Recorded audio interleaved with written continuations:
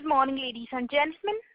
Welcome to the Laurus Labs Limited Q3 FY22 earnings conference call hosted by Antique Stock Broking.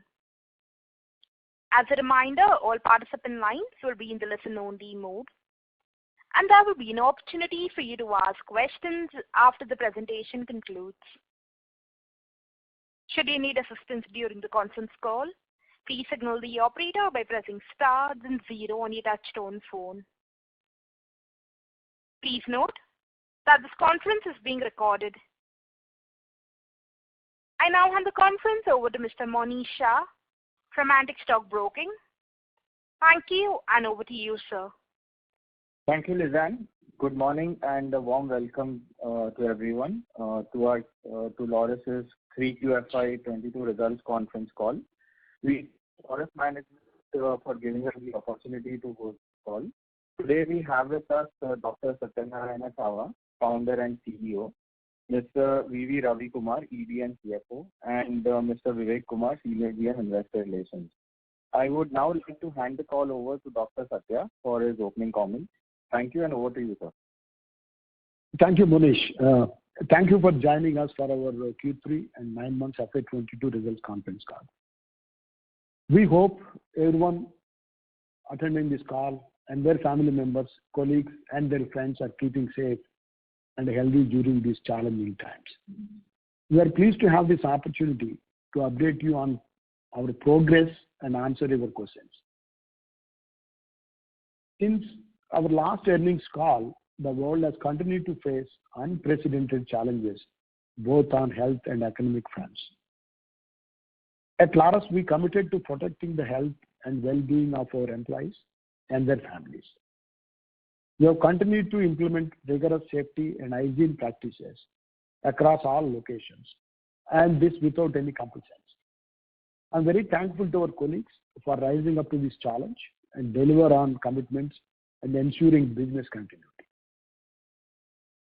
During the last quarter, our industry has faced some interim challenges due to logistics, raw material availability, and higher prices, especially for solvents.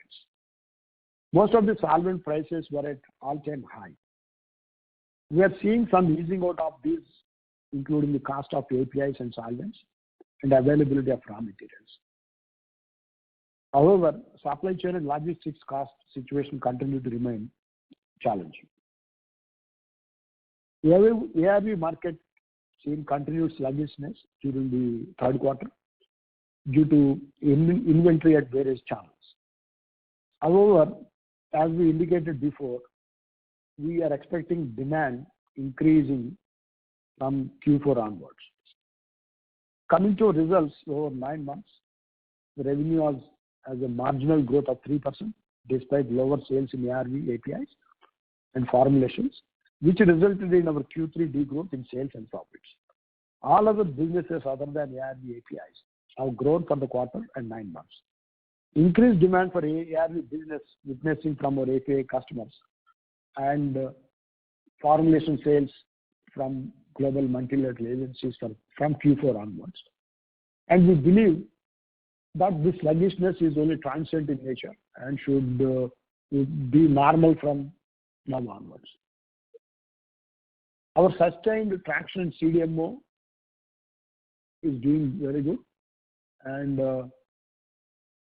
we are on course to expand and intensify our diversification plan as we look to prioritize building a sustainable growth drivers in the coming years. We are also affirmative on our aspirational $1 billion in sales in FY23, and this will be supported by several approvals anticipated and good progress what we have seen in multi-site capacity expansion across API, formulations, and CDMO division. Moving on to revenue, during the 9 months we achieved 3,511 crores as against 3,401 crore, whereas in the Q3 we achieved 1,029 crore against 1,288 crores in the corresponding quarters. I'm not going into details of each division, but I will like to give the overview of each division. The formulation division reported revenues of 1,389 crores for 9 months with 13% growth, whereas 373 crores for the quarter with a decline of 13%. The contribution from the formulation segment has improved during the 9 months to 40% from 36% in the previous year. Coming to ARV business, overall demand declined due to inventory stocking at various channels, and we are witnessing a normal trend from Q4 onwards. Dolutegravir-based regimens continue to remain preferred ARV, and believe its use will also increase rapidly in the second line and also in the pediatric treatments as a new standard of care. Happy to share that Laurus has signed up and will be part of medicine patent pool license for molnupiravir, which is a investigational COVID-19 drug. This will help us to increase the broad access in the LMIC market. Coming to the developed market, we have broadly observed a stable market share for our existing portfolio. We continue to leverage our front-end presence in the US with new launches. We have filed a total of 3 ANDAs during the 9 months. During the quarter, we made a supplementary ANDA filing and expect to file around 6 to 7 ANDAs for the full year. Cumulatively, we have filed 30 ANDAs. Of this, we have a total of 10 final approvals and 8 tentative approvals so far. In Canada, we continue to have 11 product approvals, as we indicated in Q2, of which we have launched 5 and in the process for launching few more.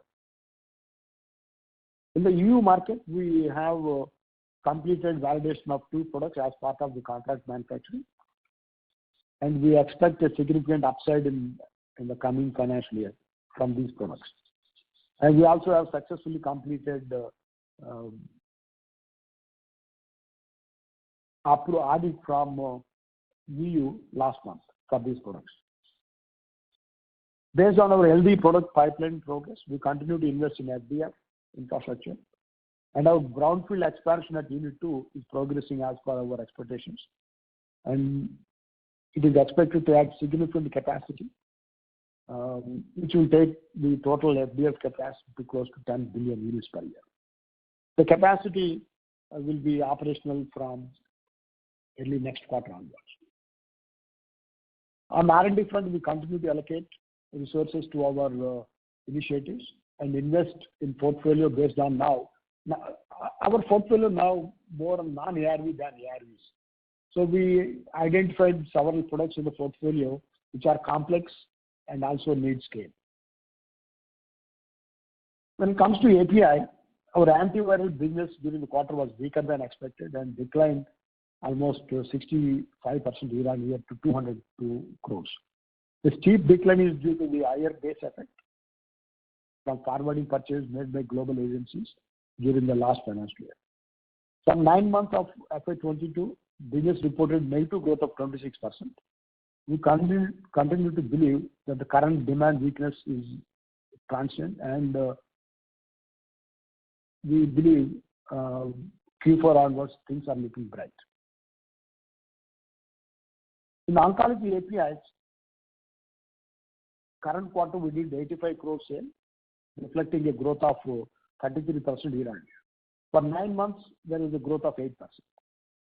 As you are aware, Laurus Labs has one of the largest high-potent API capabilities in the country, and we are adding more capacities into the high-potent areas and located at Unit 4.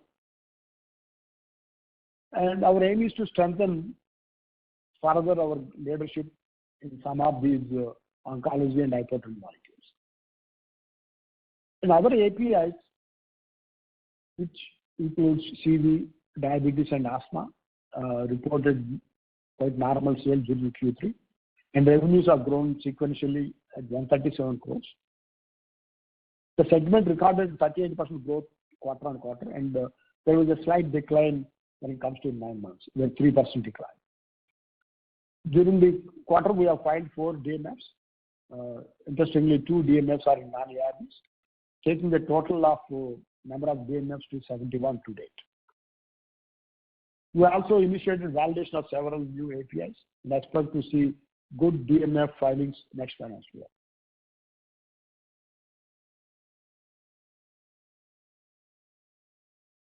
In the synthesis business, it was a very strong quarter for us and delivered robust growth of 63% year on year at 207 crores. For 9 months FY22, CDMO business also grew over 60%. As you are aware, we indicated in the last quarter, we started constructing a dedicated facility for a global life science company, multi-product, multi-year supply contract. And we are also investing in one more greenfield facility for synthesis division and also building an R&D center at Hyderabad. All these are progressing as we planned earlier.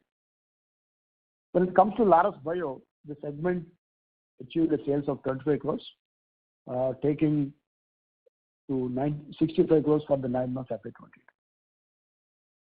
During the quarter, Laurus Bio commissioned 2 more fermenters of 45 kL each, taking to total capacity of 180 kL. There was a few months delay in qualifying the fermenters. Now we can say all the fermenters are running and doing CMO activity for global companies. We're also in process of expanding the research block and also debottlenecking R2, thereby adding more downstream equipments to better utilize the fermenters. Our focus on ESG, quality and regulatory compliance, to drive sustainable growth and further accelerate our pipeline opportunity is one of our top priorities.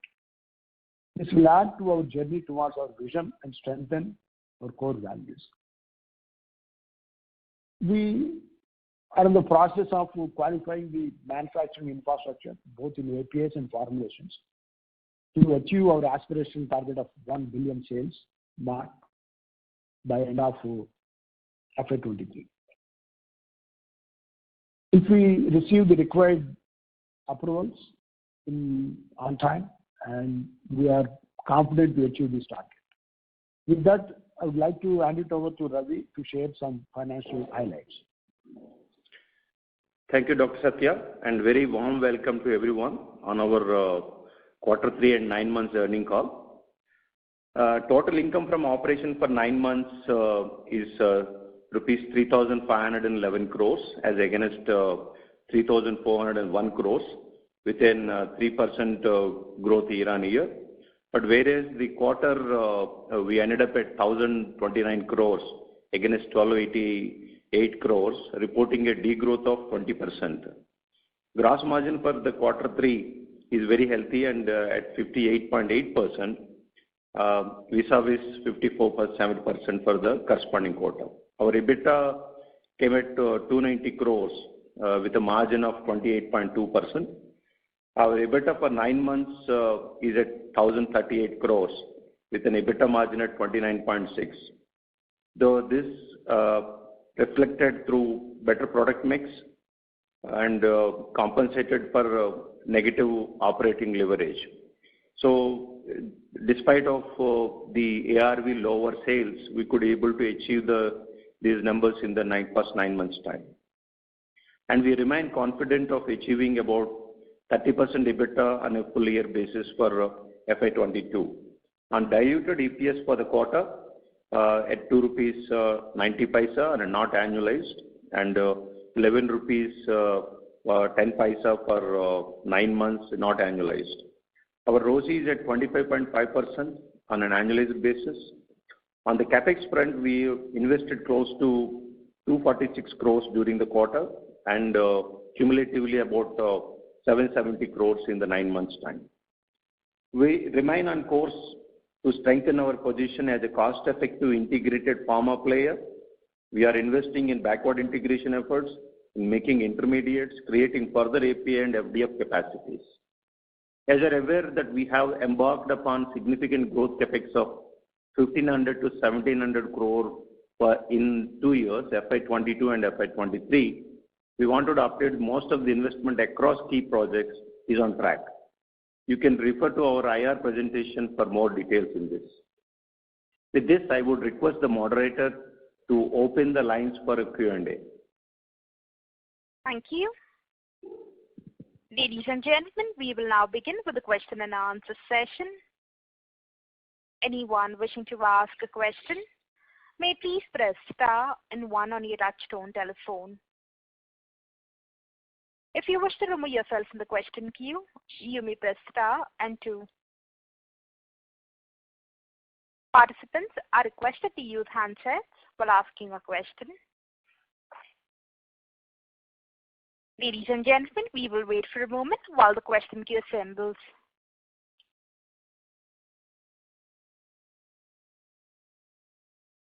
The first question is from the line of Tushar Manudhane from Motilal Oswal Financial Services. Please go ahead. Yeah, thanks for the opportunity. So on the other API, there has been a good traction. I just would like to understand, is this to do with the new molecule addition or you're seeing the market share gain in the existing molecule? The other API, we have added one molecule this year, and the growth came from contract manufacturing APIs to our customers in Europe. Okay. Is this to do with restrictions in China, or you think this is more sustainable run rate to go by? This has nothing to do with the disturbances because of China. So this is normal growth, and these molecules were doing earlier, and we were able to get more orders because our partner got more market share in every year. Got it. And just lastly on this dedicated facility for a global life science company, could you share some more color in terms of what kind of investments on this particular project, or what is the size of the contracts and spread over what year? We can't give you the size of the contract, but it is a multi-product, multi-year contract. And part of the capex is also funded through commercial advance. And we just started building facilities for that client. And we, as an interim, we also added a manufacturing block in our existing Unit 4 to complete the validation of an NCE as part of the contract. Once the new manufacturing unit is up and running, we will transfer this to the new site so that our partner will gain a year in the regulatory approval process. So this is a very significant for us, and a dedicated team is working on the development of those projects, technology absorption of those projects, and things are moving as we anticipated earlier. Got it, sir. And just lastly on Molnupiravir, while there has been a lot of talks on the efficacy of this and then comparing to the Pfizer drug, but at the same time, we've gone ahead and have a license from MPP. So are you seeing a good amount of traction or the business prospects on this product, or given the efficacy, this is not so great a product to look forward for? There are sales, but it's not meaningful. There were many approvals. Many got licenses from MPP, and ICMR did not include this in the treatment guidelines. So the uptake is not as expected. So the business is not going to be a meaningful one for us. Thank you, sir. That's really helpful. Thank you. Thank you. The next question is from the line of Sudarshan Padmanabhan from JM Financial PMS. Please go ahead. Sorry to interrupt, Mr. Padmanabhan. Sir, we are not able to hear you clearly. Yeah, can you hear me now? Much better. Thank you. Yeah. My question is to, understand a little bit more on the ARV business. Both if I look at the API side and the formulation side, there has been a drop worse than expected. I mean, when you talk about the inventory and, things getting back to normal, we have basically seen the numbers coming right from over 550 crores a quarter in the fourth quarter of the previous year to about 200 crores. Do we see a gradual ramp up back to where it was, or are we going to see a faster kind of a ramp up? Do you see that in the fourth quarter things can normalize completely? Fourth quarter we see majority normalization will happen. We are not anticipating our ARV API sale will go back to 400 or 500 crores. Maybe Q1 next year will be quite normal.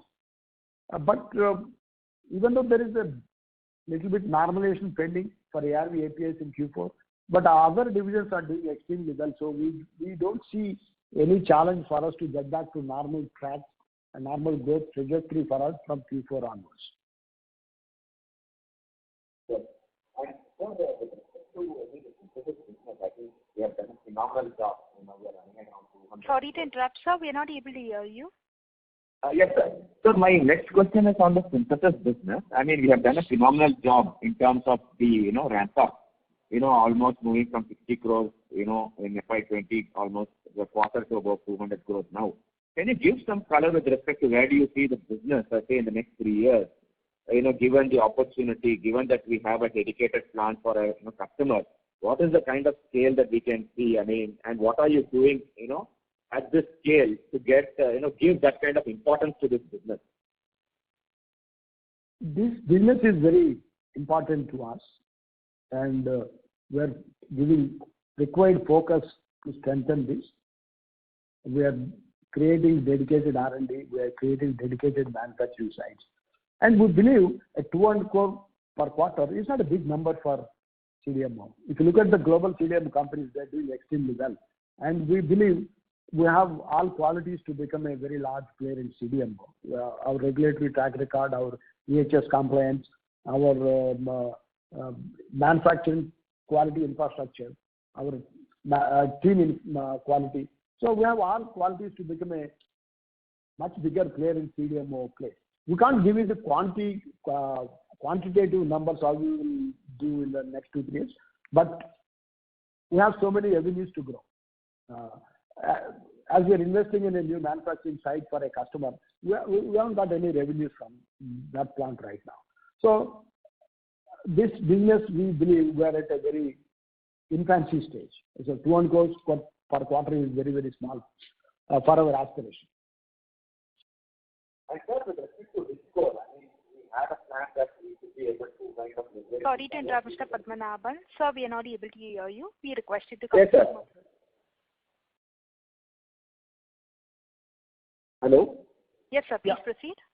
Yeah. So final question from my side is, when we bought Richcore, we wanted to extend the bio capabilities wherever possible in the current business as well. Is that happening? Are we starting to look at extending the bio capabilities in the current business and seeing some kind of an operating leverage or synergies going through that? It is happening as we expected. They have gave several enzymes for our chemical synthesis, and they are optimizing those enzymes to improve the yields. They are also working on classical fermentation of APIs, especially for steroids. So it is going on very well. So what intention we purchased, significant equity there, is working very well. Sure, thanks a lot. I'll get back to you. Thank you. The next question is from the line of Ritesh Rathod from Nippon India. Please go ahead. Yeah. Hi, sir. Can you explain what are the risks and the upsides with the regimen change from TDF to TAF, like tenofovir alafenamide? The regimen change from TDF to TAF is not happening, which we also captured in our investor presentation so that our investors can also better inform. We don't see any change. So based on the chai projections, the tap market share gain by end of 2025 is not significant. Okay. It's not significant. Okay.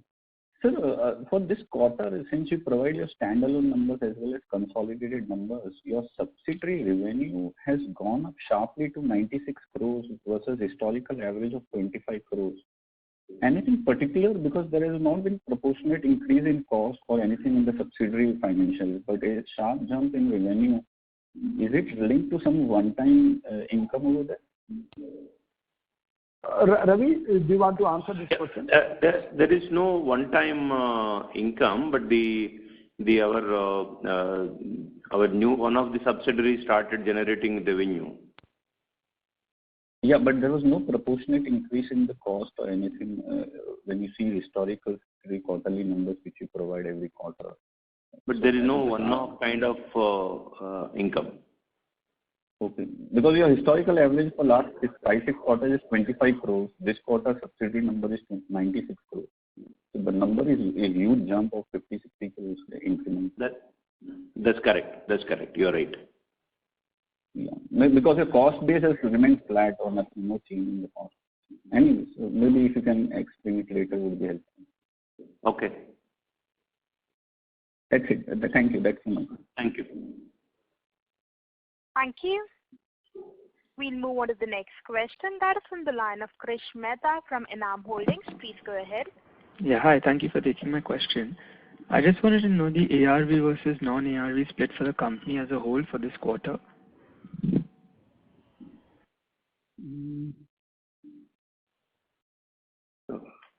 What is the question? Can you repeat? I wanted the ARV versus non-ARV split as a whole for the company for this quarter. About 50%. Okay, thank you.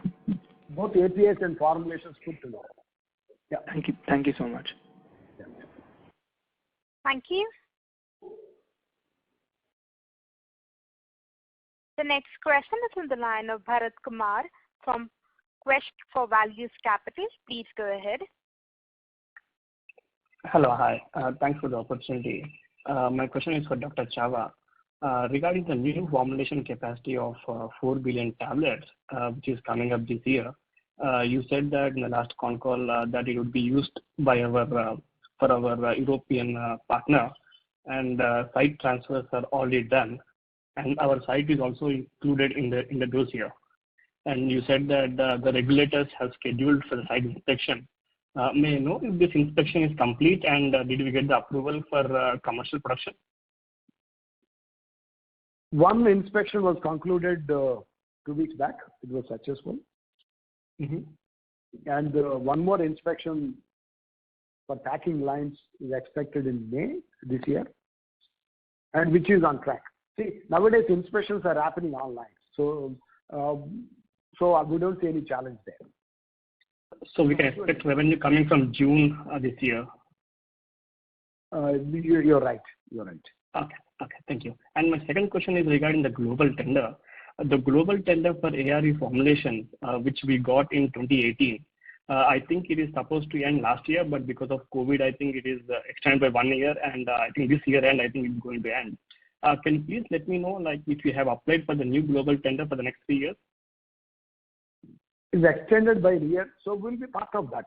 See, we are a significant player in not just in APIs but also in formulations, so we'll be there. Yeah. So you're applying for the tender for the next 3 years? It's a regular phenomenon, so I'm sure we'll be there. Okay, so did you get the tender for the next 3 years, or is it like it's in process already? It will come. Yeah. Okay, thank you. Yeah. Thank you. The next question is from the line of Pranav Tendulkar from Rare Enterprises. Please go ahead. Hi, sir. Thanks a lot. So when you say that the business will be at a normal margins and normal growth rates, what exactly is normal? Because just 5 quarters ago, 46-47% of, or 6-7 quarters ago, 46-47% of gross margins and sub 20% of EBITDA margin was normal. And clearly the pandemic had supply chain issues and they are getting resolved now. So can you just highlight how the margin can be drastically different from, say, 5-6 quarters ago? Going forward, I'm not asking on quarterly basis, but on a sustainable yearly basis. Thanks a lot.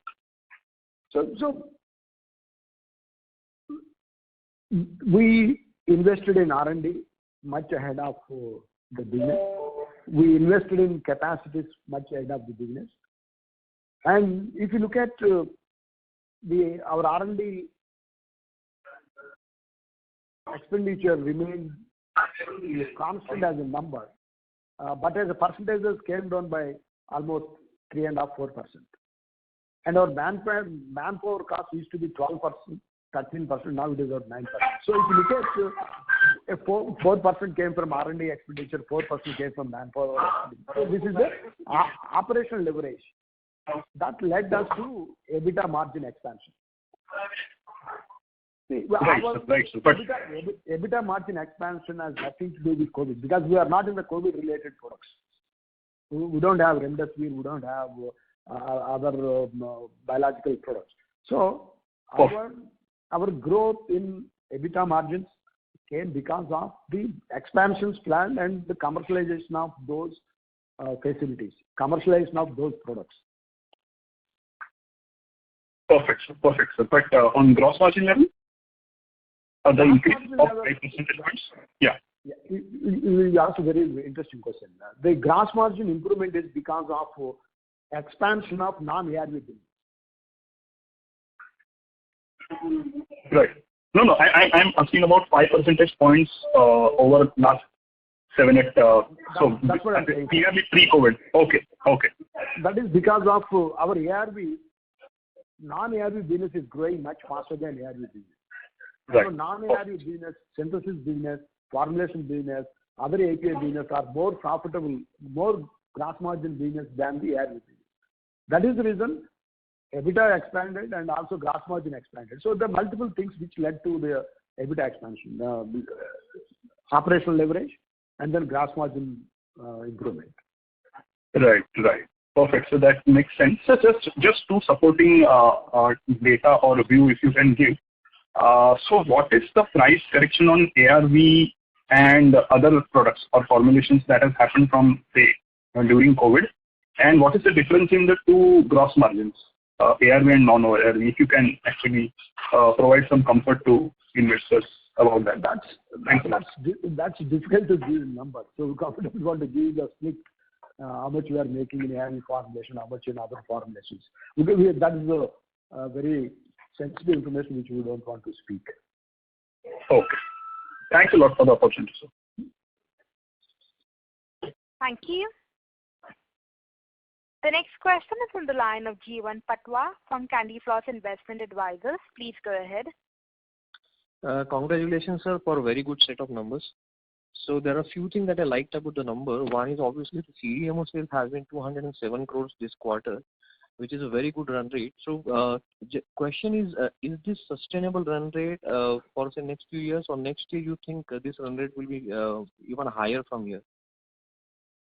Our synthesis business, as I explained, this 200 crore is very small for our capabilities. So we do expect significant growth in this business. And secondly, you said it's too little for our aspiration. So what is your aspiration for synthesis business, sir? How much you basically see your synthesis business in next 3 years or 4 years? By FY25, we want this business to be at least 25% of our overall revenue. 25%. So you are including biologics as well in the CDMO? All. Okay. Second question is, in the biologics side, we have 25 crore run rate quarterly, and we have commissioned 2 more fermenters. So can we assume it's going to be 50 crore from here onwards? Can we assume that? It will be around 40 crores probably until we expand capacity further. Okay. And in one of the interviews, Mr. Rajesh Krishnamurthy of Richcore has actually said that they are planning for 2 million liter fermentation by early 2023. Yes. They have taken land Okay. 30-acre land, and in the process of finalizing the design and also talking to the customers who intend to use that capacity. So 2 million later will not be put in one go. They will put in a phased manner of 1 million plus 1 million plus 1 million. In fact, the land can accommodate up to 3 million liter fermentation capacity. Wonderful, sir. Wonderful, sir. Thanks a lot, sir. And next is, so if I look at 9 months numbers, our sales has actually gone up 3%, but our profit, so gross profit has actually gone up by 130 crores. But our PBT is down because of obviously the operating leverage. So we have got depreciation, interest, other expenses, and other costs basically going up. So that has eaten up our PBT. But our inventory actually went up from 185 to 325, so almost 140 crore increase in our inventory. So the question is, do you see some part of that inventory getting liquidated in Q4? Yes, sir. Our ability to ramp up production and then the ARV demand will come all of a sudden. So we are prepared to take that opportunity. So we are not having any concerns on this inventory level, sir. Yeah. Perfect, perfect. Thanks a lot, sir. Thanks, sir. Thank you. The next question is on the line of Hussain Kagzi from Ambit Asset Management. Please go ahead. Hi, good morning. So my first question was with regards to formulation. So if I get it correctly, 65 to 70% of our formulations is ARV. So I just wanted to know that since we are seeing a decline in the ARV API side of it, so is there any case of this being shown or similar decline being visible in the formulation side, probably with a lag effect? So that is my first question. There was decline in the ARV formulation, but not to the tune of ARV API decline. ARV API, quarter on quarter, we saw 65% decline. But we didn't see that much decline in formulation. There was a 20% decline in formulations, but not to the tune of API decline. All right.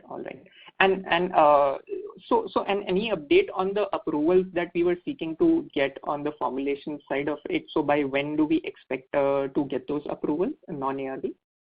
One we are expecting this quarter, and one maybe in the month of April. So we are having a lot of approvals pending with various agencies, and we are on track to get those.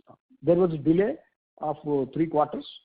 Not because of our facilities are everything is on track now. All right, got it.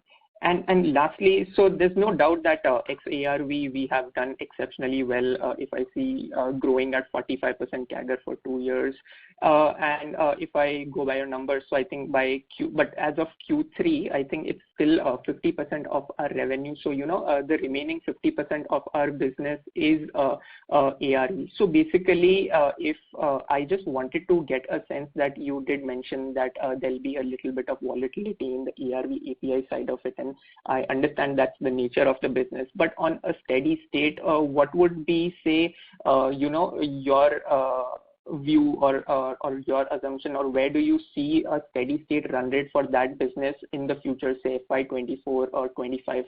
Because we'll finish the year, I think, at around 1,300 to 1,400 crores in ARV API. So is that a stable run rate which can be seen future, barring the quarterly volatility? So I just wanted to understand that part, if you can help me. 1,600 crore could be the base what we think is sustainable in the ARV APIs. Right. And that would be for the next 2 to 3 years. Is that yeah. All right. Thank you so much for taking my question. Wish you the best, and I'll get back in the line. Thank you.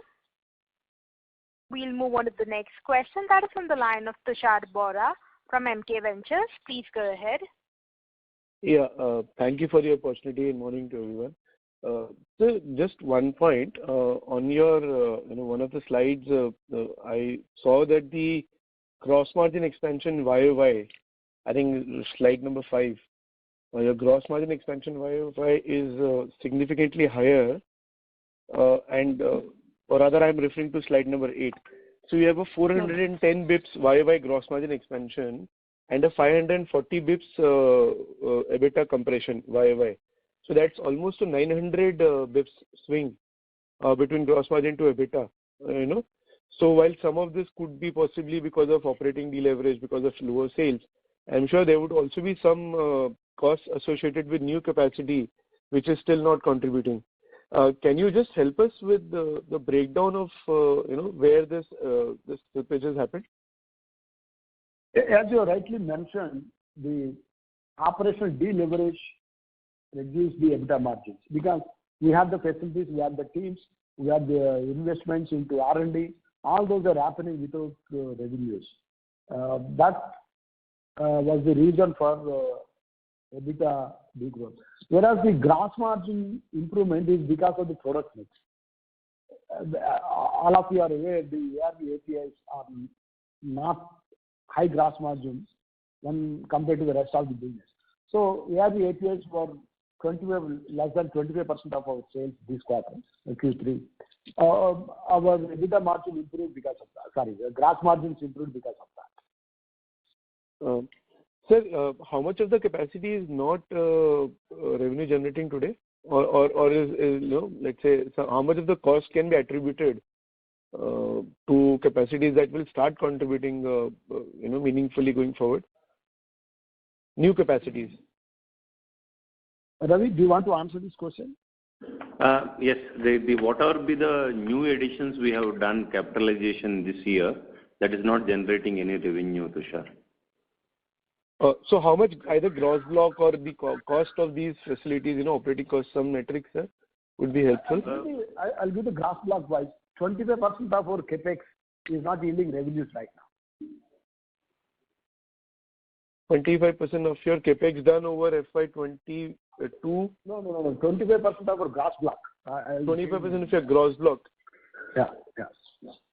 So it would be fair to assume, sir, that at least 300 to 400 bits slippage would be only because of this new capacity which is not yielding revenue and not necessarily operating deleverage?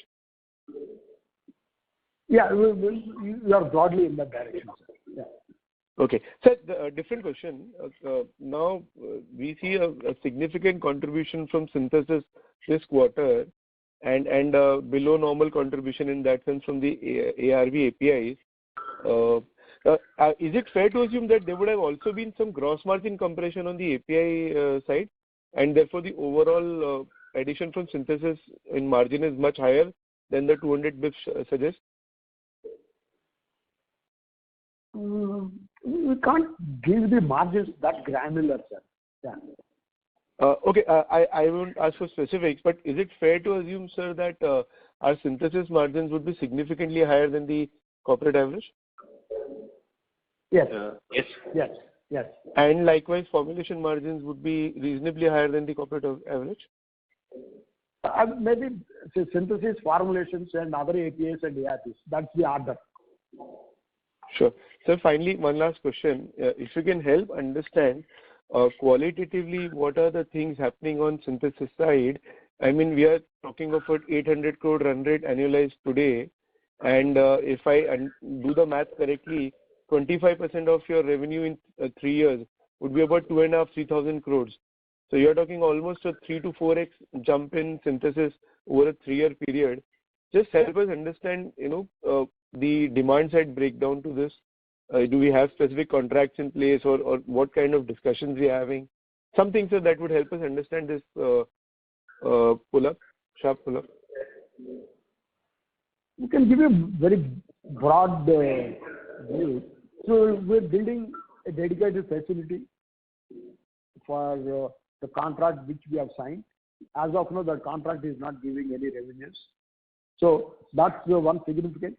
We have contracts in place, multi-product, multi-year. And 2 products which may go from phase 2 to 3 and commercial in next 2 to 3 years. Those are also very significant. We are the only one source for those projects. And we have a lot of projects, lot of customers that were added into CDMO. I'm not saying every product will be successful, with every customer. So that risk is there in CDMO. But we have a lot of projects, and we are building capacities to take on those opportunities. So this new project, sir, that we are referring to, for which you are building up a dedicated capacity, it would be fair to assume that it is sizable in context of current synthesis revenues? Very sizable. Okay. Fair enough, sir. Thank you so much, and wish you all the best for the coming quarters. Thank you, sir. Thank you. We'll move on to the next question. That is on the line of Nitin Agarwal from DAM Capital. Please go ahead. Hi, thanks for taking the question, sir. Dr. Chava, on the other API business. So rather, let me just go top down first. You talked about the fact that FY23 you're still holding a belief that we can achieve $1 billion top line. Now that's almost 7,500 crore top line, versus a 4,000 crore run rate that we had for the quarter. Very large jump that we're talking about from a very short period of time. And you said that this is subject to some of the approvals coming through on time. Sir, in which segments are these approvals, this guidance contingent on? Which segments these approvals would be in our business? Diabetes, cardiovascular, these are the two where we are expecting approvals. Yeah. And at the same time, you are seeing the run rate of Q3. So this year, if you look at 9 months, we have done 3,500 crores. Right. Your run rate of 4,000 crores for this year is not is on the lower side. Okay. Fair enough, sir. And sir, on diabetes and cardiac that you mentioned, so these are approvals on the formulations on the API side, and any specific market that we're looking at where the approvals are contingent? For Europe as well as the North American markets.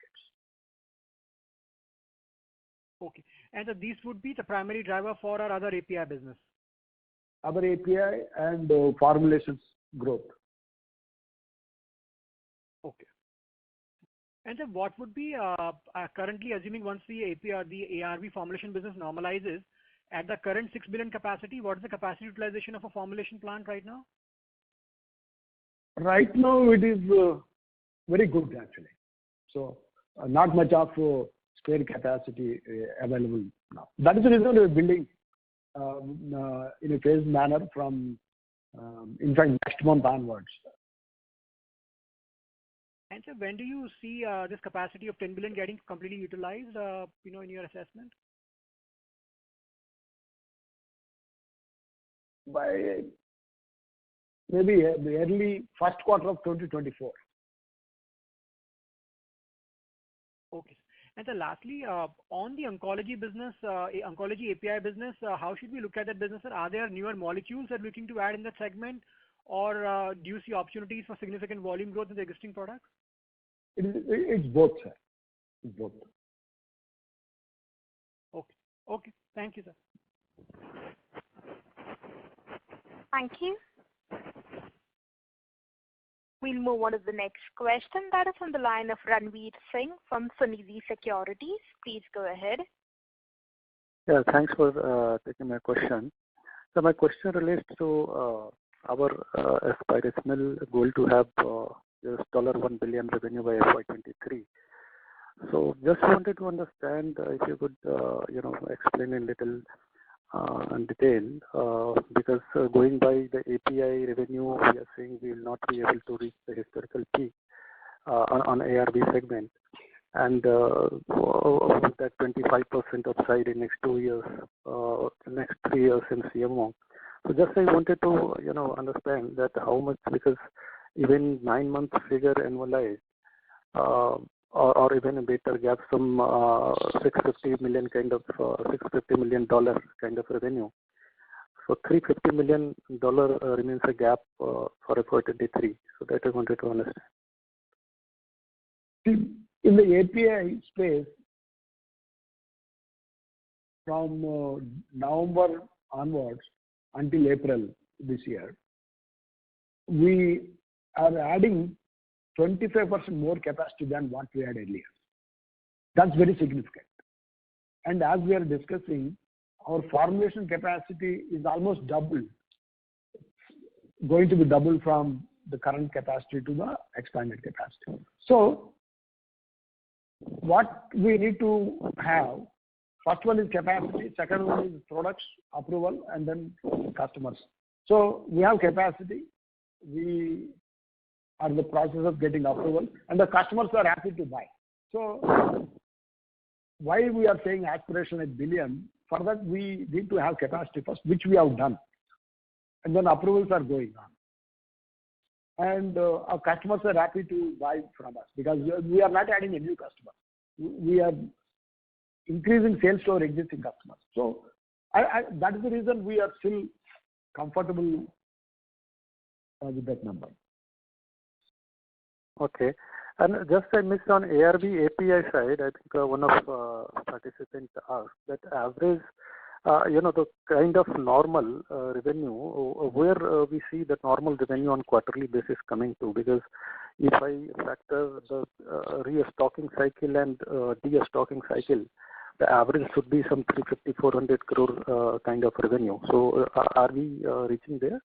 Yes, we expect Q4 onwards we will reach that level, closer to 400 crores ARV APIs. Okay.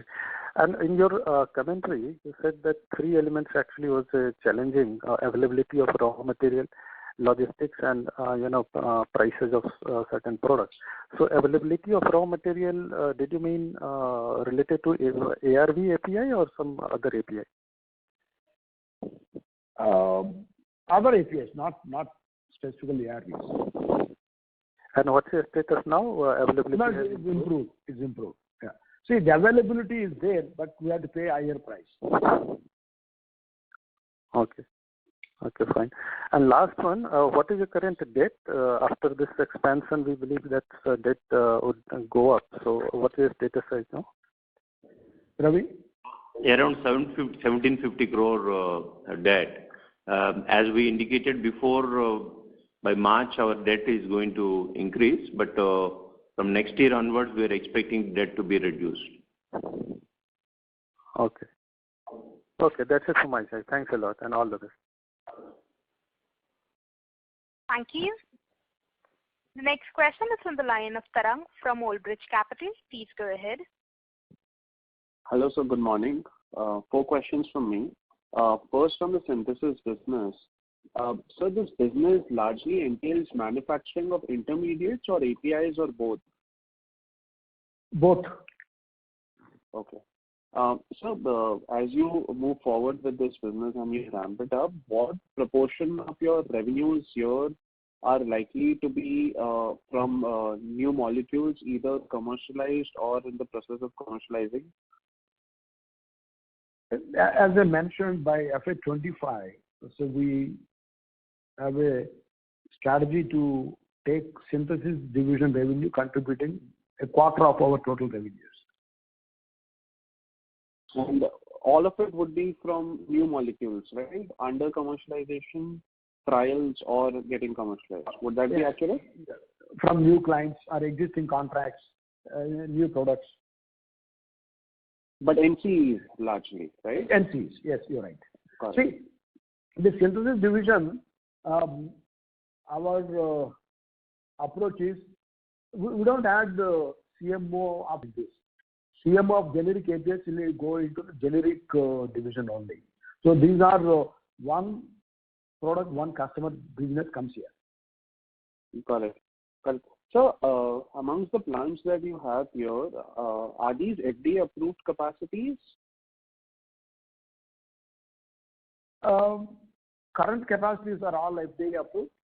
The one we are building will also go through approval when we validate products. Got it. And last, how much is the capex for 9-month FY22? About 700 crores. We did capex. The plan for the next 3 months would be? FY22 and 23, our capex will be in the range of 1,500 to 1,700 crores. Okay. So that number is still valid. Got it. Got it. Thank you, sir. Thank you so much. Thank you. The next question is from the line of Krish Mehta from Enam Holdings. Please go ahead. Thank you for taking my follow-up. So basically, as you mentioned, the future possibility of this 25% of your gross block being utilized, could you actually throw some light on what this future revenue possibility might be of this 25% that's not being utilized? As we explained, we have built this facility to meet our product demand and our customer demand. So we can't give you the specific number, but see, it's the asset turnover ratios. If you look at, it's about between 1.25 and 1.5. So it's in that level. Okay. Thank you.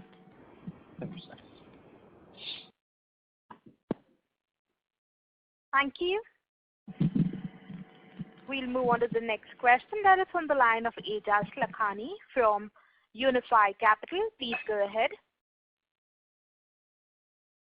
Hello. Yeah, thanks, Dr. Chava. My questions are answered, but since I have the opportunity, just wanted to understand that from a gross margin perspective and EBITDA perspective, can you give some guidance for or how you are thinking about FY23 and 24?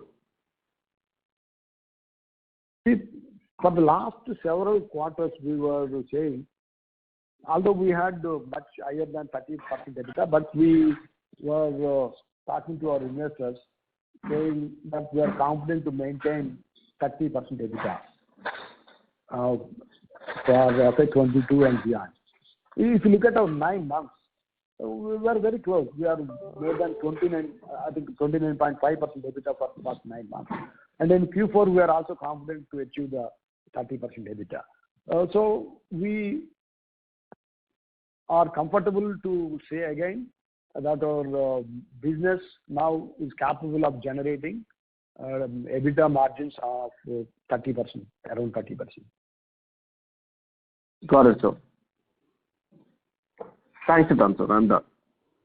Yeah. Thanks, sir. Thank you. The next question is on the line of Ritesh Rathod from Nippon India. Please go ahead. Yeah, thanks, sir, for giving the opportunity again. So in ARV API, how has price movement happened from the peak? How much would have been the correction from the peak?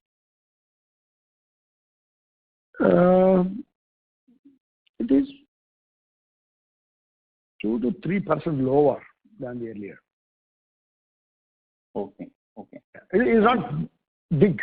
See, it's highly matured products. So none of them are newly launched products. So products are matured. So price fluctuation is not significant. And so in terms of both API, ARV API and formulation, are there any new players which have got empaneled in the global tenders of PEPFAR and all the old players who were empaneled, are they becoming more active? What's the competitive scenario you're sensing for next 6 to 12 months? In the formulation space, you can expect 1 or 2 new players coming in.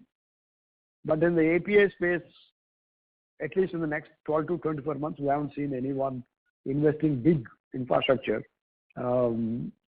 to get into the ARV API space. Okay. Yeah, that's it, sir. Thank you. Thank you. The next question is on the line of Prashant Nair from Ambit Capital. Please go ahead. Yeah, hi. Ravi, just one clarification on your margins comment which you made earlier. So when you said that you're confident of maintaining 30% EBITDA margin, was that for the fourth quarter or was that for the full year as a whole? Full year. Okay, so you believe you can make up some of the, so in the 9 months, I think you're at 29.2 or 3%. So that you can make up in the fourth quarter. Yeah, that can make up. Yes.